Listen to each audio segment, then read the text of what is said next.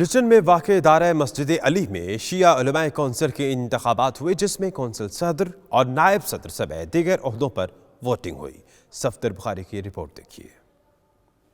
شیعہ علماء کونسل کے زیر اہتمام ہر 3 سال بعد جمہوری طریقے سے انتخابات کا انعقاد کیا جاتا ہے۔ اس سال لوٹن کونسلرز اور لوکل پولیس کی زیر نگرانی الیکشن میں سید راحت گیلانی صدر، سید عمران حسین شاہ نائب صدر، جبکہ سید ابرار حسن شاہ جنرل سیکریٹری، مشتاق حسین شاہ نائب جنرل سیکریٹری منتخب ہوئے ہیں۔ 9 منتخب اراکین کا کہنا تھا کہ امام حسین علیہ السلام کا دین امن، محبت اور بھائی چارے کا عملی نمونہ ہے۔ عزاداری امام حسین علیہ السلام کا درس جاری و ساری رہے گا۔ آج ہم نے مسجد علی لوٹن میں وہ اپنا ووٹ ڈالا ہے۔ آج الیکشن تھے، نیلی 800 ممبرز تھے اور بہت اچھے ماحول میں ادھر الیکشن ہوئے ہیں۔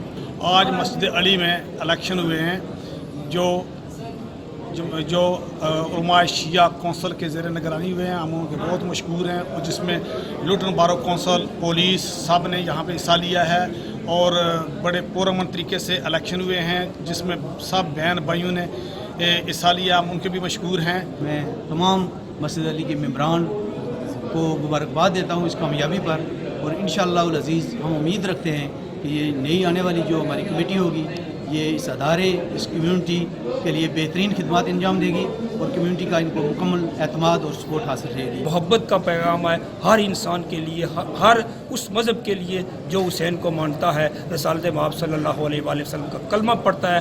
ہمارا پیغام محبت ہے ہر انسان کے لیے۔ عہدیداروں نے اس عزم کا بھی اعادہ کیا کہ وہ کمیونٹی کے اعتماد پر پورا اترتے ہوئے اپنی تمام تر صلاحیتیں بروئے کار لائیں گے۔